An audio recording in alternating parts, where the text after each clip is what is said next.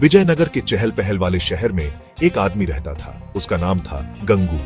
वो एक सीधा साधा इंसान था, लाइफ से ज्यादा कुछ नहीं मांगता था। गंगू एक शांत लाइफ जीता था, ज्यादातर अपने आप में ही रहता था। वो अपनी रोज की रोटी के लिए ईमानदारी से काम करता था, फिर भी एक अजीब सा साया उसका पीछा करता था। ये साया उसने खुद नहीं बनाया था, ये दूसरों के डर से पड़ा हुआ साया था। उसे पूरे शहर में सब जानते थे, पर किसी बड़े काम या हुनर के लिए नहीं। उसे किसी और ही अजीब बात के लिए जाना जाता था। गंगू बुरा आदमी नहीं था, उसने किसी को नुकसान नहीं पहुंचाया, वो किसी का बुरा नहीं चाहता था। उसने एक अच्छा पड़ोसी बनने की कोशिश की, जब हो सके मदद भी करता था। लेकिन लोग अक्सर उससे कतराते थे, वो उन्हें मुंह फेरते हुए देखता था। जब वो दूर जाते तो उनके जल्दी जल्दी चलने की आवाज सुनता था। इस ट्रीटमेंट से उसे बहुत दुख होता था। उसे समझ नहीं आता था कि उसने ऐसा क्या किया जो लोग उससे इतना रूखा बर्ताव करते थे। उसका दिल एक अनकहे दुख से दुखता था। वो एक फ्रेंडली स्माइल, एक प्यार भरे शब्द के लिए तरसता था। विजयनगर के लोगों की गंगू के बारे में एक पिक्यूलियर सी मान्यता थी। वो मानते थे कि वो अनलकी था, कहते थे कि वो अपने साथ बदकिस्मती लेकर चलता है।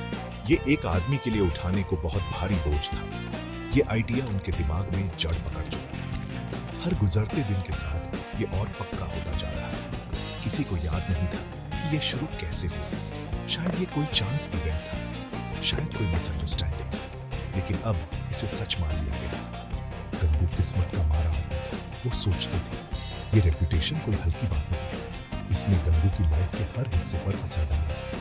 उसे कभी कभी काम ढूंढने में मुश्किल होती थी। शॉपकीपर्स उसकी मौजूदगी से वेरी रहते थे। बच्चों को उससे दूर रहने के लिए कहा जाता था। वो विजयनगर में एक गोस्ट की तरह घूमता था। उसे देखा तो जाता था, पर कोई उसे सच में एक्नॉलेज नहीं करता था। उसका अकेलापन उसका कांस्टेंट कंपेनियन था। ये बस्टिंग सिटी उसे एम्प्टी लगता था। वो सोचता था कि क्या वो कभी इस इनविजिबल चेन से आजाद हो पाएगा। गंगू को लेकर जो सुपरस्टिशन था वो बहुत स्पेसिफिक था और बहुत बेरहम भी था। लोग कहते थे अगर सुबह सुबह सबसे पहले गंगू को देख लिया तो उस दिन खाना नहीं मिलेगा। यह मानने के लिए बहुत भयानक बात थी। फूड लाइफ के लिए एसेंशियल था, भूखे रहने का ख्याल ही डरावना था, इसलिए लोग बहुत केयरफुल हो गए। वो पूरी कोशिश करते थे कि दिन में जल्दी गंगू को न देखे। ये डर एक डिजीज की तरह फैल गया। इसने कई लोगों के दिमाग पर असर कर दिया था। जरा बेचारे गंगू के बारे में सोचो। उसे सुबह अपने घर से निकलना पड़ता था, उसे काम पर जाना होता था या सर्च करना होता था, लेकिन उसके दिखने भर से ही अलार्म मच जाता था। लोग गलियों में छुप जाते थे, वो अपने चेहरे ढक लेते थे, कुछ तो ऑपोजिट डायरेक्शन में भाग भी जाते थे। गंगू ये सब देखता था, इससे उसका दिल भारी हो जाता था। उसे अपने ही शहर में एक आउटकास्ट जैसा महसूस होता था। सुबह की रोशनी जो दूसरों के लिए उजाला लाती थी, उसके लिए एंजाइटी लाती थी। वो जानता था कि उसकी प्रेजेंस अनवेलकम थी। ये डर सिर्फ माइल्ड कंसर्न नहीं था, कुछ लोगों के लिए तो ये दिल में बैठा हुआ टेरर था। वो सच में उस कर्स में यकीन करते थे। अगर कोई एक्सीडेंटली गंगू को देख लेता तो वो पूरा दिन ड्रेड में बिताते थे। वो हर छोटी मोटी मिसफॉर्चून के लिए उसे ही ब्लेम करते थे। अगर दूध का बर्तन गिर गया तो गंगू की फॉल्ट, अगर कोई कस्टमर नहीं आया तो गंगू की वजह से। वो आदमी रोज की हर तरह की ट्रबल्स के लिए स्केपगोट बन गया था। वो उनकी एंजाइटीज का वेट उठाता था। गंगू के इस इल ओमेन की स्ट्रेंज टेल दूर दूर तक फैल गई। ये सिर्फ एक नेबरहुड तक लिमिटेड नहीं थी, पूरा विजय नगर शहर इसके बारे में जानता था। मार्केट्स में लोग उसके बारे में विस्पर करते थे। मदर्स अपने बच्चों को उसके बारे में वार्न करती थी। स्टोरी बार बार सुनाई जाती थी। हर रिटेलिंग में अक्सर और फियर और सर्टेनिटी जुड़ जाती थी। गंगू की लाइफ एक लोनली विजिल बन गई थी। वो लोगों से घिरा हुआ था, फिर भी बिल्कुल अकेला था। वो अंडरस्टैंडिंग चाहता था, पर उसे सिर्फ फियर मिलता था।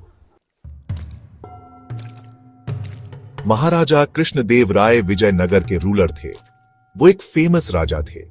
उन्हें अपनी विजडम के लिए जाना जाता था। उन्हें अपने कीन सेंस ऑफ जस्टिस के लिए भी जाना जाता था। महाराजा अपनी प्रजा का बहुत ध्यान रखते थे। उनका मानना था कि हर किसी के साथ फेयर ट्रीटमेंट होना चाहिए। वो अपनी प्रजा की प्रॉब्लम्स सुनते थे। वो बिना किसी भेदभाव के उन्हें सॉल्व करने की कोशिश करते थे। उनका कोर्ट ऐसी जगह थी जहां ट्रूथ की वैल्यू थी। उन्हें अपने किंगडम में इनजस्टिस पसंद नहीं था। हर तरह की न्यूज राजा के कानों तक पहुंचती थी। उनके मिनिस्टर्स और एडवाइजर्स उन्हें इन्फॉर्म्ड रखते थे। उनके इन्फॉर्मेंट्स का नेटवर्क शहर से स्टोरीज लाता था। एक दिन गंगू की टेल महल तक पहुंची। राजा ने उस आदमी के बारे में सुना जिसे बैड ओमेन माना जाता था। उन्होंने सुना कि कैसे लोग मानते थे कि सुबह गंगू को देखने का मतलब है खाना नहीं मिलेगा। राजा ने पेशेंटली सुना। उन्हें स्टोरी काफी पिक्यूलियर लगी। ये सोचकर उन्हें ट्रबल हुई कि उनकी एक प्रजा ऐसे डार्क क्लाउड में जी रही थी। महाराजा रीजन वाले आदमी थे। वो आसानी से सुपरस्टिशंस में यकीन नहीं करते थे। उन्होंने गंगू के बारे में सोचा। उन्होंने टाउन्स पीपल के डर के बारे में सोचा। क्या यह पॉसिबल था कि एक आदमी इतनी मिसफॉर्चून ला सकता है, या यह सिर्फ डर और रूमर से फैली एक अनफाउंडेड बिलीफ थी?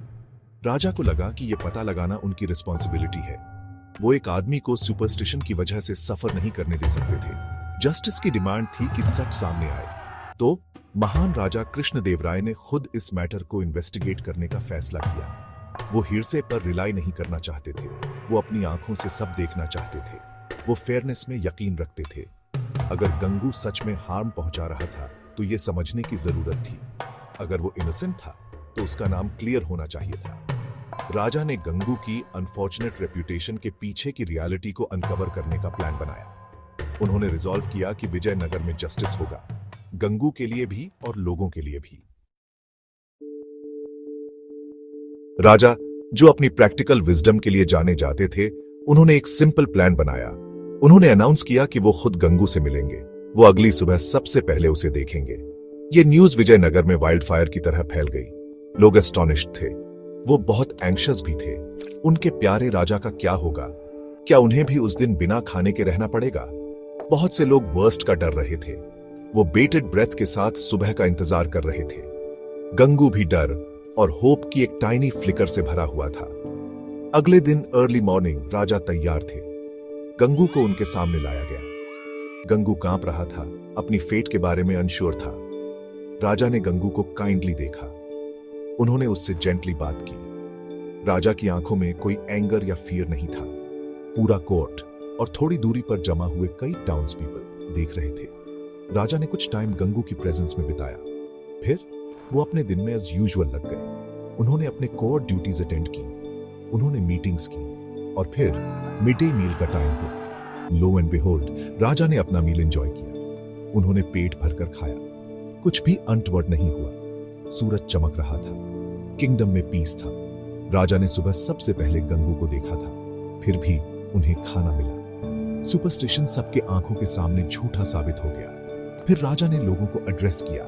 उन्होंने एक्सप्लेन किया कि फियर लोगों से ऐसी बातें बिलीव करवा सकता है जो ट्रू नहीं है।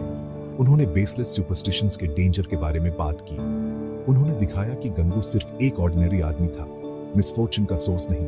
राजा के एक्शंस का इंपैक्ट प्रोफाउंड था। विजयनगर के लोगों ने सच देखा। उन्हें अपने अर्लियर फियर्स पर अशेम्ड महसूस हुआ। उन्हें रियलाइज हुआ कि उन्होंने गंगू के साथ कितना अनफेयरली ट्रीट किया था। गंगू की लाइफ से मिसफॉर्चून का डार्क क्लाउड हट गया। लोग उसे ग्रीट करने लगे। वो अब उसे अवॉइड नहीं करते थे। गंगू ने कई ईयर्स में पहली बार खुद को अपनी सिटी का पार्ट महसूस किया। ये स्टोरी हमें एक वैल्यूएबल लेसन सिखाती है। हमें दूसरों को हिरसे या सुपरस्टिशन के बेस पर जज नहीं करना चाहिए। हमें हमेशा ट्रूथ की तलाश करनी चाहिए और सबके साथ काइंडनेस और फेयरनेस से ट्रीट करना चाहिए।